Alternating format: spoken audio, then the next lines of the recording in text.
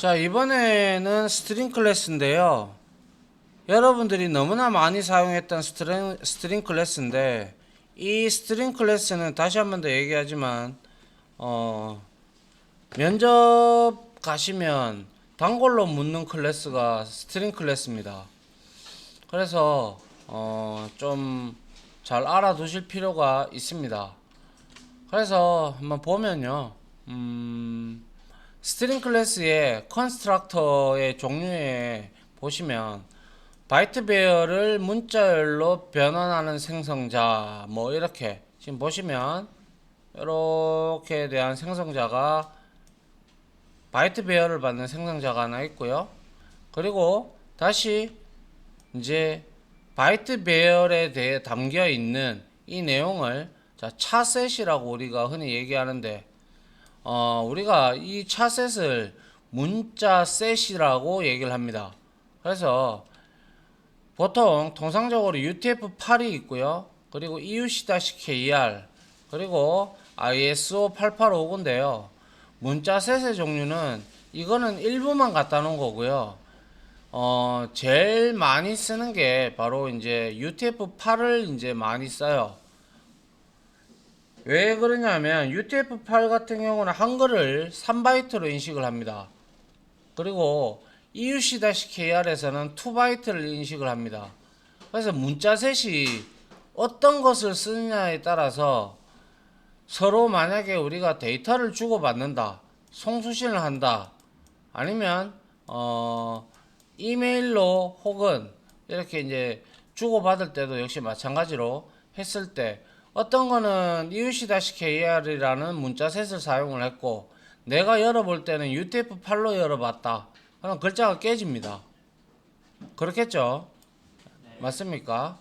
그거는 글자가 깨지는 것은 무조건 이 문자셋의 종류가 서로 달라서 그래요. 그런데 요즘에는 이제 거의 UTF-8로 통일화가 되어 있고요. 참고로 여러분들이 쓰고 있는 이 이클립스 같은 경우는 MS 949인가 그럴 거예요. 프리퍼런스에 들어가 보면 여기에 여기 보면 MS 949라고 나오죠, 그죠? 맞나요? 여기에 텍스트 파일 인코딩 이렇게 돼 있어서 MS 949가 있고 여기에서 other를 눌러서 우리가 이제 여기에 보면 UTF-16부터 이제 16은 최근에 들어온 개념이고요. 그리고 UTF-8이 이제 많이 지금 쓰이고 있는 형태인데 하여튼 이 MS949는 EUC-KR의 한 부류에 속하는 그런 문자셋이라고 보시면 됩니다. 그래서 이거는 이클립스에서 적용을 하는 그러한 문자셋이다라고 이해를 하시면 됩니다. 그래서 이렇게 문자셋이 3개가 있는데 뭐 ISO 8859는 유럽 쪽이고요. EUC-KR은 한글 완성형 인코딩이고 뭐 UTF-8은 유니코드. 우리가 한글도 유니코드로 다 표식이 되죠. 그죠? 네. 그러다 보니까 우리가 이제 네트워크 송수신을 할 때 대다수가 우리는 나중에 배우겠지만 바이트 배열로 이제 아마 제가 드린 그 뭐죠? 서버 프로그램 그 이제 채팅 서버 구현하고 이렇게 할 때 보면 UTF-8로 문자셋을 다 맞춰놨을 거예요. 그죠? 아마 제대로 보신 분이라면 이거 보셨을 거예요.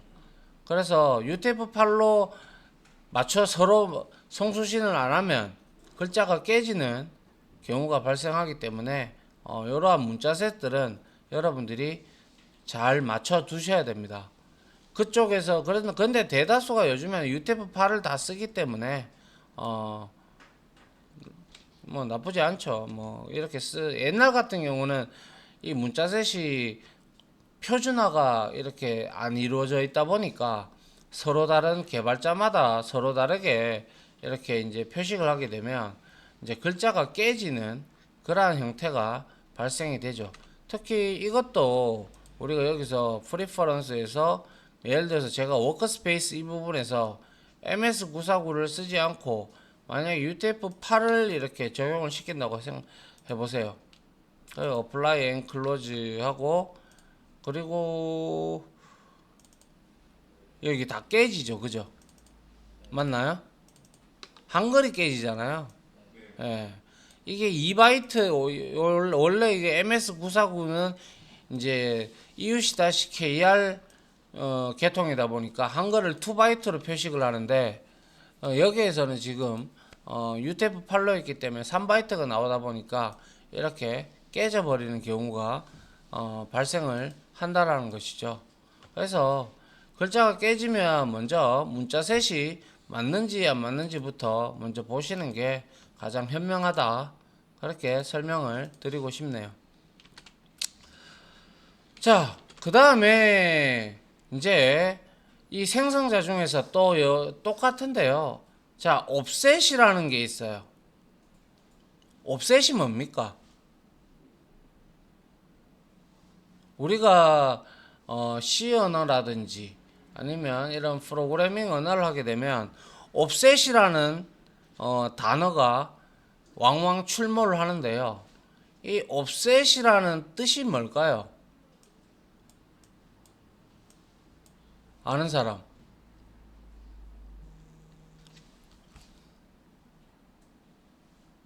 없습니까?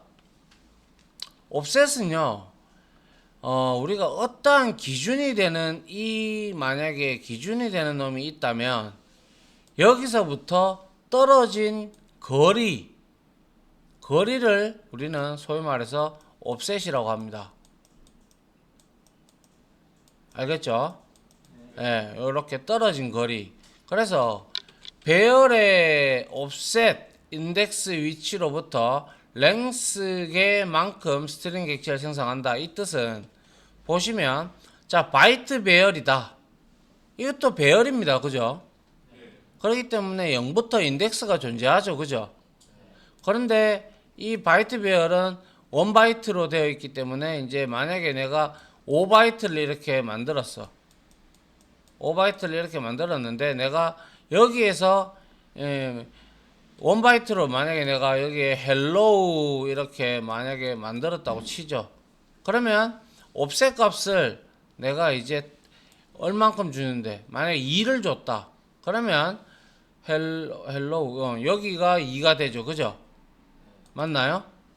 예, 여기가 2가 되고 length 2를 또 줬어. 그러면 2부터 시작해서 하나, 둘, 요 두 개가 문자 열로 만들어지는 그러한 생성자입니다.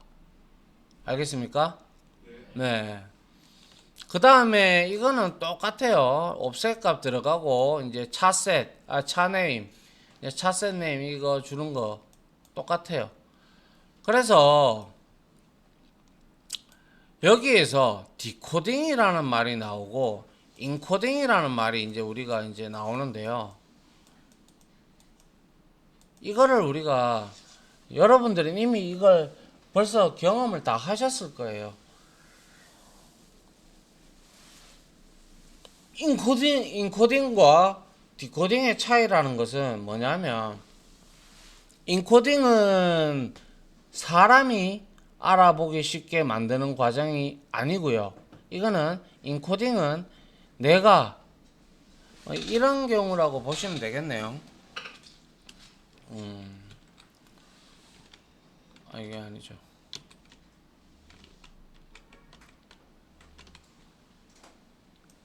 자, 그래서 칠판에서 드렸다시피 여기에 보시다시피 디코딩과 인코딩에 대한 내용이 제가 여기 좀 적어놨는데요.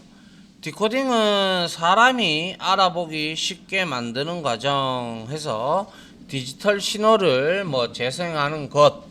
그리고 인코딩은 기계가 알아보기 쉽게 만드는 과정. 아날로그 신호를 예를 들면 디지털 신호로 우리가 기계가 알아보기 쉽게 압축을 한다든지 그러한 내용들을 의미를 하고요. 그리고 이 두 개를 합쳐서 우리는 코덱이다라고 얘기를 합니다. 그렇게 여러분들이 이해를 하고 계시면 될 것 같고요. 그래서 이제 이거 같은 경우 이제 이거는 스트링은 우리가 문자열로 보는 거죠. 그죠? 안녕하세요도 스트링입니다. 그죠? 예. 그런 것들은 전부 다 우리가 이제 스트링 클래스를 이제 우리가 디코딩을 해주는 거고, 자, 이 바이트 배열은 여기에 들어가는 거는 보통 유니코드나 키코드 값, 아스키 코드 값이 들어가서 우리가 알아봐도 몰라요. 그죠? 모르잖아. 그죠? 아스키 코드를 디벼보지 않는 이상은 몰라요. 그래서 이렇게 바이트 배열을 우리는 네트워크 이제 나중에 뒤에 배우면 보셨다시피 내가 드린 거에서 보면 우리가 파일의 내용을 읽거나 네트워크를 통해서 받은 데이터들은 전부 바이트 배열이에요. 전부 바이트 배열이기 때문에 이것을 문자열로 변환을 한다라는 것은 바이트 배열은 키코드 값이 들어가 있는데 스트링은 우리가 알아보기 쉬운 문자열이죠. 맞나요? 그러다 보니까 그러한 과정도 역시 디코딩의 한 종류다라고 해서 여기에 문자셋에 의거해서 UTF-8로 나타내든 EUC-KR로 나타내든 뭐 아랍어나 뭐 유럽 쪽이면 뭐 이런 문자셋들을 이용을 해서 우리가 지정을 해주면 그 해당 국가에 맞는 문자셋 형태로 이렇게 나타내진다라는 뜻이죠. 자, 그 다음에 한번 보도록 하죠. 그 다음에 요거를 설명을 드리면, 자, 우리가 키보드로부터 읽은 바이트 배열을 문자열로 변환을 한다라고 되어 있어요. 그래서 우리가 바이트 배열을 100바이츠를 이렇게 생성을 했고요. 그 다음에 요것도 우리가 나중에 배울 텐데요. 자, 뭐 요거 앞에서 잠깐 나왔었는데 스캐너에 그냥 뭐 next line 뭐 이런 메서드하고 비슷하다라고 보시면 돼요. 그래서 read, 자, 시스템으로부터 in이에요. 인풋 스트림이에요. 안쪽으로 들어온다고 해서. 그래서 여기다가 바이트 배열을 매개 변수 타입으로 던져주면 여기에 저장, 이제 우리가 입력하는 값들이 여기에 바이트 배열에 저장이 되고, 이거의 리턴 값은 이 바이트 배열에 저장되어 있는 개수를 리턴을 해 줍니다. 이거는 나중에 우리가 IO 입출력 들어가면 배우는데요. 이렇게 우리가 입력을 받았어요. 입력을 받으면 이제 이거 바이트 배열에 우리가 입력했던 내용들이 이렇게, 만약에 내가 헬로우 하고 엔터를 쳤어요. 그래서 우리가 이거를 캐리지 리턴 라인 피드 키코드 값으로는 13과 10이 들어있고, 그때 당시에 우리가 왜 버퍼에 관련된 내용에 대해서 제가 설명을 드린 바 있죠. 맞나요? 우리가 next int를 하든 next line을 하든 뭐 등등을 할 때 그 안에 이러한 캐리지 리턴과 라인 피드가 살아 있어서 제대로 이거를 우리가 비워주지 아니하면 갑자기 실행 안 하고 바로 엔터키가 먹어서 다음 줄이 표식이 되는 그런 현상이 나타났었죠. 예, 그 이유가 바로 이렇게 우리가 헬로우라고 입력을 하고 엔터키를 입력을 하게 되면 여기에 이제 우리는 이렇게 입력을 하지만 이 리드 메서드가 이 바이트 배열에 저장을 시키면서 이 H의 아스키 코드 값, 소문자 E의 아스키 코드 값을 이렇게 저장을 합니다. 그리고 나서 캐리지 리턴 라인 피드 엔터키, 얘를 이제 13과 10이라는 이 2바이트를 먹게끔 합니다. 그래서 이렇게 된 것들은, 자, 보시기 바라요. 앞에 잘 보세요. 자, 이렇게 된 것은 여러분들이 알아볼 수가 있어요.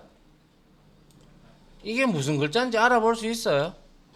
못 알아보죠. 우리는 이렇게 입력을 했는데 저장될 때 이렇게 저장이 된다고요. 이거는 누가 편한 쪽으로 지금 변하고 있는 거예요? 기계가 편한 쪽으로 가고 있죠. 그럼 이거는 인코딩이 돼서 들어간 거죠. 맞나요? 인코딩이 돼서 들어갔기에 이거는 우리한테 나타내기 위해서는 헬로우라고 나타내기 위해서는 어떻게 해야 된다? 자, 디코딩을 해야 되는데, 자, 스트링 타입으로 new 스트링을 하고, 여기에서 이 지금 생성자는 뭔가요? 이 생성자네요. 요거 옵셋 값 이용한 거, 그죠? 근데 여기서 바이츠 배열을 줬어요. 바이츠 배열에는 지금 현재 이렇게 지금 들어가 있어요. 들어가 있고, 자, 제가 옵셋이라고 했어요. 그죠? 옵셋은 뭘 기준으로 해서 떨어진 거리를 옵셋이라고 했어요. 근데 여기는 0이 배열에서 0이 기본이죠. 기준이 되죠. 맞나요? 그래서 0이 들어간 거예요. 그 다음에 read byte num, 여기서 제가 말씀드렸다시피 바이츠를 입력을 여기에다가 내가 hello하고 엔터키를 치면 몇 바이트예요? 7바이트다. 그죠? 영문자는 1바이트로 인식을 하니까요. 거기서 7바이트인데 여기에 이제 7이 넘어갑니다. 7바이트를 읽었다는 거예요. 그런데 여기서 마이너스 2를 해주는 이유는 뭐예요? 이 엔터키를 제외시켜야 될 거 아닙니까? 그죠? 10번, 13번과 10번을 우리가 제외를 시켜줘야 됩니다. 그렇게 해야 비로소 이 str을 우리가 system.out.println으로 찍어보면 hello가 이제 우리가 눈에 볼 때 우리가 알아보기 쉬운 영문자로 이렇게 나타난다는 뜻이죠. 그게 바로 디코딩 과정을 거친다는 것이죠. 됐습니까? 네.